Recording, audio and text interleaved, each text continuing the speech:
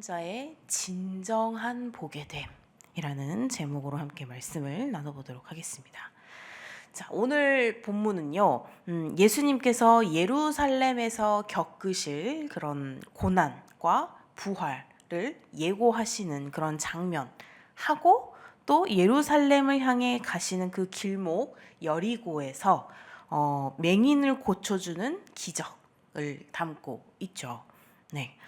언뜻 보면은 두 개가 좀 독립적인 이야기로 느껴질 수가 있는데 그렇게 보이기도 하지만 사실은 이 예수님의 고난과 죽음, 부활이 어떤 의미로 완성될 것인지를 미리 보여주고 동시에 그 구원 사역이 실제로 이 사람들의 삶에 어떻게 나타나는지를 보여주는 그런 중요한 연속선상에 있는 그런 일련의 사건들입니다.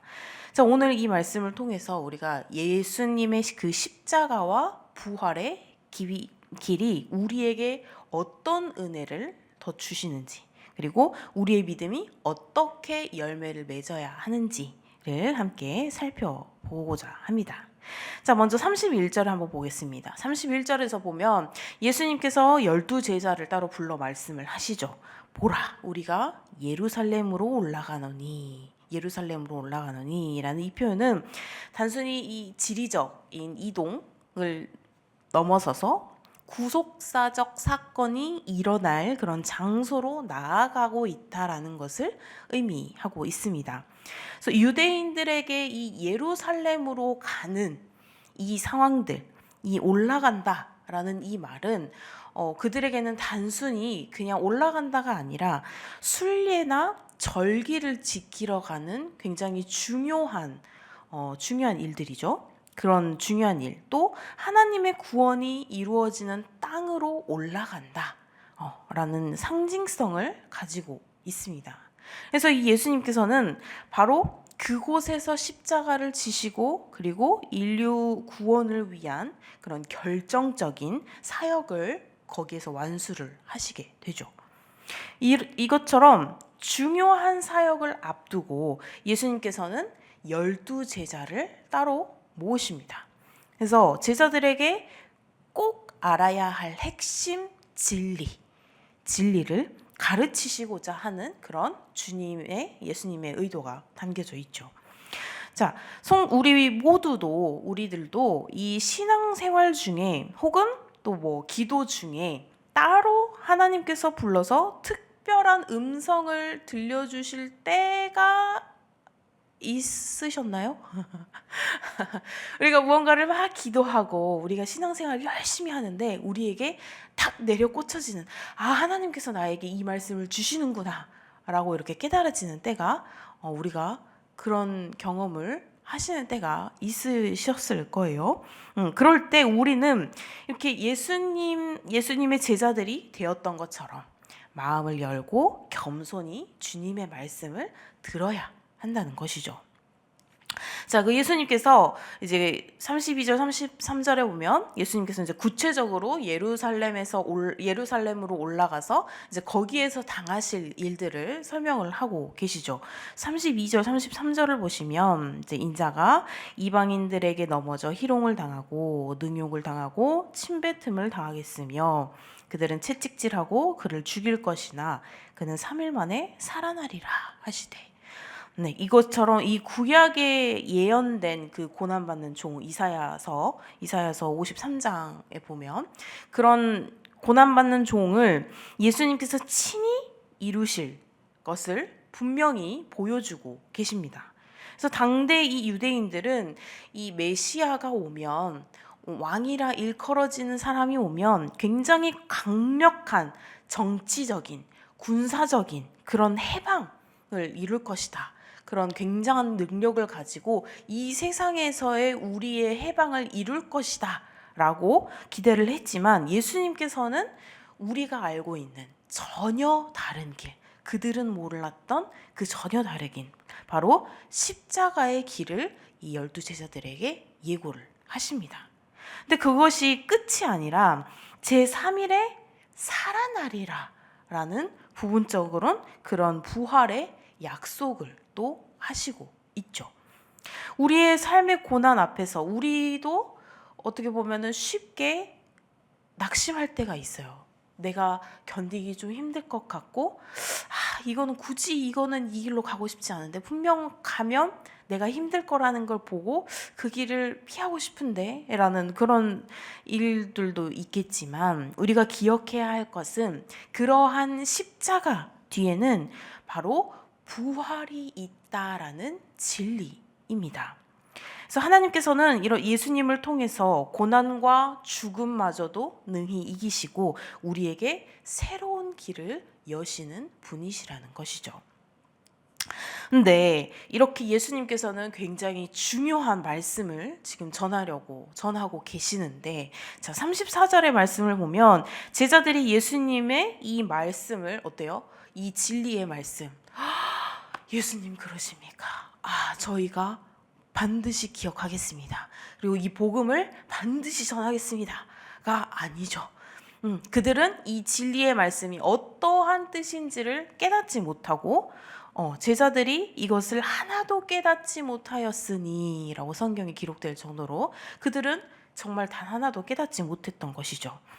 이미 여러 차례 예수님께서 고난을 예고하시고 고난에 대해서 이야기를 하셨음에도 불구하고 그 제자들이 그런 세속적인 기대, 메시아, 이 세상의 왕, 그런 기대와 그런 편견에 갇혀 있었기에 그들은 이 예수님께서 말씀하신 것이 도대체 무엇인지, 어떠한 의미인지, 어떠한 진리를 담고 있는지를 전혀 깨닫지 못합니다.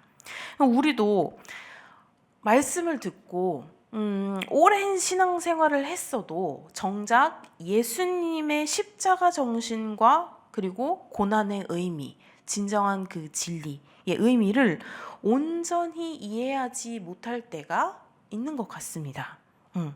제자들 역시 마찬가지였죠.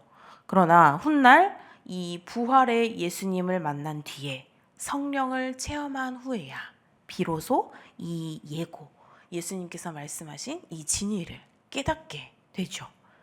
자, 우리 성도님들께서도 혹시 오늘 이 말씀을 듣거나 아니면 읽으실 때 완전히 이해되지 않는 부분들이 있을 수도 있죠.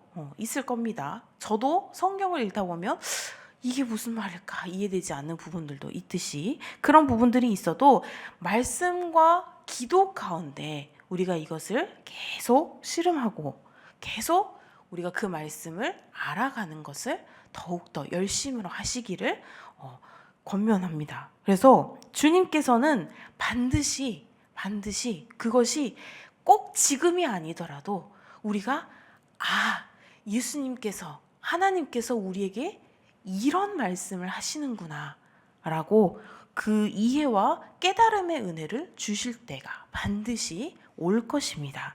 그래서 그런 은혜를 베풀어 주시는 분이시니 우리는 그런 우리에게 좋은 것만을 주시려는 그 하나님의 사랑을 믿고 우리가 계속해서 말씀 앞에 기도로서 우리가 진리를 탐구하는 그런 자세로서 계속해서 나아가야 할 것입니다. 자, 그리고 이후에 이제 장면이 바뀌죠. 예수님께서 이제 여리고 근처로 오셨을 때의 사건이 기록이 되고 있습니다.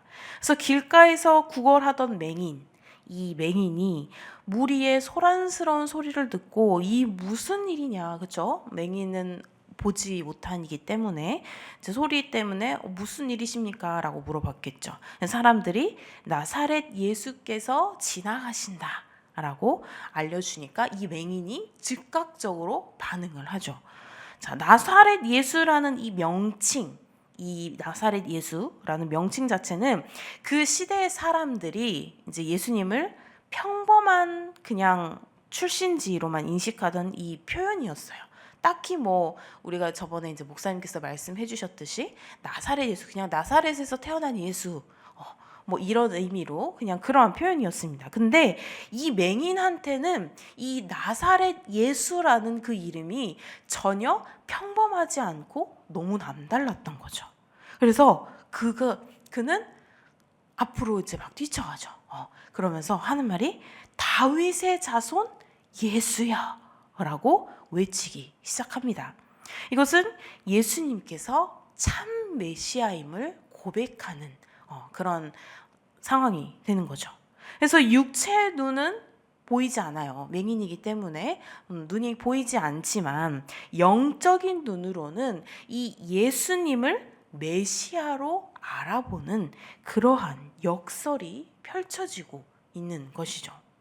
자, 이 맹인은 예수님을 향해서 간절히 외칩니다. 자, 38절을 보시면 맹인이 외쳐 이르되 다윗의 자손 예수여, 그 다음에 나를 불쌍히 여기소서 하거늘.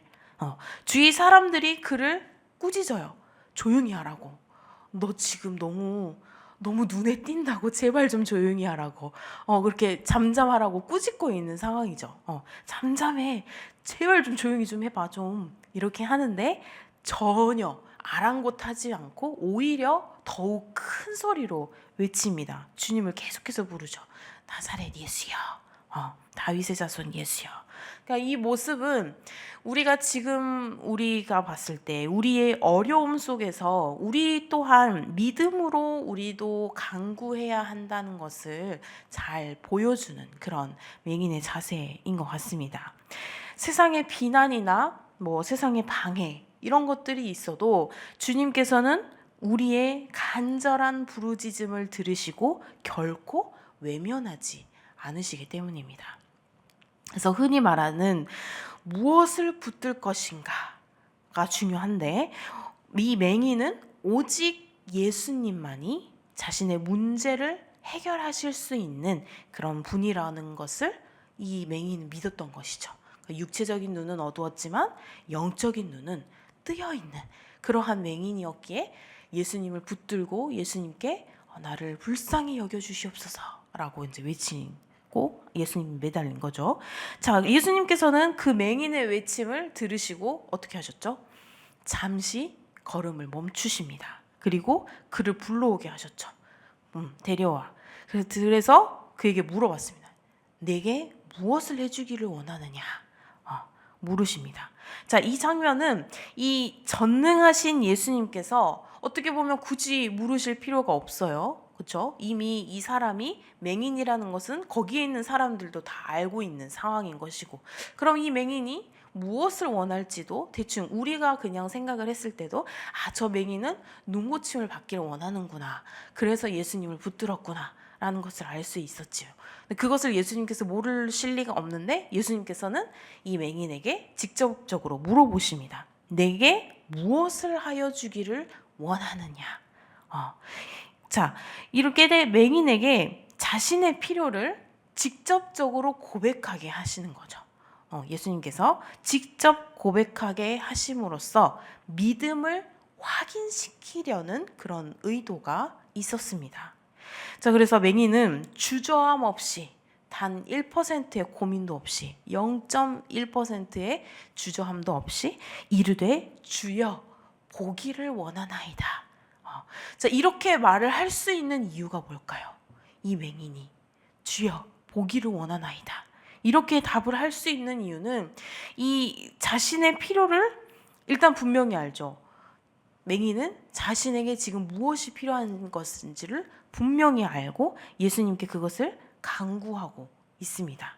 그래서 우리도 역시 마찬가지로 기도할 때 막연히 표현하는 것보다는 우리의 그 연약함, 우리의 필요한 부분, 그런 필요한 은혜를 우리가 분명히 이렇게 맹인처럼 분명하게 고백할 필요가 있다는 것입니다. 그럴 때 주님께서는 우리의 그 믿음 고백을 더욱더 기뻐하시고 더욱더 역사해 주실 것이라는 것입니다. 자, 그래서 예수님께서는 이제 그 믿음을 확인을 하는 그 과정을 거치고 예수님께서는 뭐라고 42절에 보시면 보라, 네 믿음이 너를 구원하였느니라 라고 선언을 하시죠. 그리고 맹인의 그 눈을 뜨게 해주시는 것입니다. 자, 여기에서 이 헬라어로 구원이라는 단어는 단순히 자유 혹은 해방 이것의 이상으로 영혼의 구원까지 포괄하는 그런 의미를 담고 있는 단어입니다. 그래서 이 맹인은 예수님께 그렇게 가서 예수님께 구하고 예수님의 그 믿음을 확신하고 예수님께 그렇게 원했던 것처럼 이 매기는 육체적인 시력만 회복을 한 것이 아니라 영혼까지 구원을 얻었고, 그리고 즉시 하나님께 영광을 돌리며 그 매기는 예수님을 따랐죠. 이를 지켜본 많은 이들도 역시 하나님을 찬양하고 같이 함께 따르게 됩니다.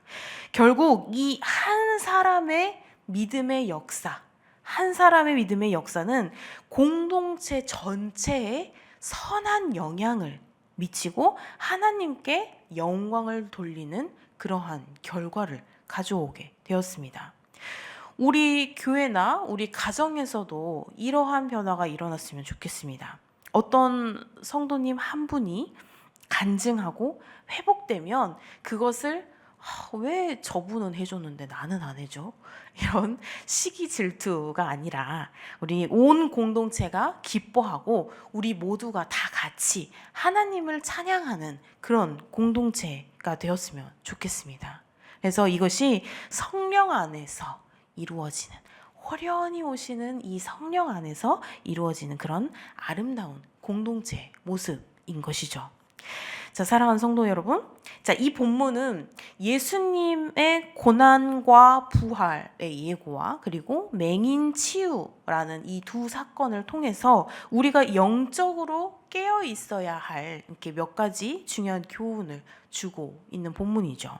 그래서 오늘 하루를 여는 이 성도님들께서 이 말씀을 어떻게 우리가 실제 삶 속에서 적용할 수 있을지 그런 것을 조금 우리가 오늘 묵상해보는 그러한 시간을 또한 가졌으면 좋겠습니다. 그래서 예수님께서 이 제자들에게 자신의 겪으실 고난과 죽음을 미리 말씀을 하셨죠. 그러나 그 고난이 끝이 아니라 제3일에 하나님이 다시 이 예수님께서 다시 살아나실 것임을 또한 강조를 하셨습니다. 우리도 이렇게 우리의 인생에서 이런 시련이나 역경을 만날 때 이 고난이 영원히 지속되는 것이 아니라 그 고난 뒤에는 부활의 소망이 기다리고 있음을 우리가 기억해야 할 것입니다. 그래서 기도할 때 주님, 지금의 고난이 결국 주님의 영광으로 이어지게 하소서 라는 더욱더 주님을 찬양하는, 주님을 더욱 경외하는 그러한 기도가, 간절한 기도가 되셨으면 좋겠습니다.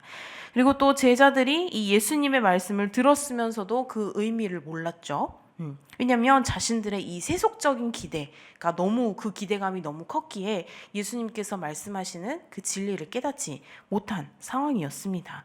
혹시 우리도 이렇게 매일 예배를 드리지만, 말씀을 듣지만, 우리가 이렇게 설교를 접하지만 내가 혹시 보고 싶은 부분만 보고 내가 듣고 싶은 부분만 듣고 있는 것은 아닌지 우리가 다시 한번 우리가 점검해 볼 필요가 있겠습니다.